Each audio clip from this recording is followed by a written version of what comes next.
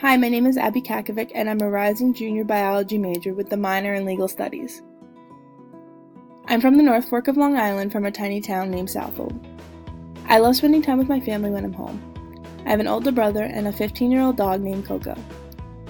My favorite thing to do with my family and friends, and even by myself sometimes, is to travel.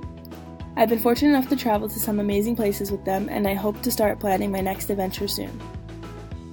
I also love going to the beach. Growing up around beaches is awesome and one of the things I miss most when I leave.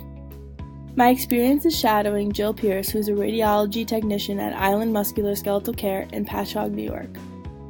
I'll be learning both MRI and X-ray machines that they have there and getting to interact with the different injuries patients come in with. My goal with this experience is definitely to learn as much as I can about the bones, joints, and muscles in the human body since I have not taken anatomy yet and I have a lot to learn.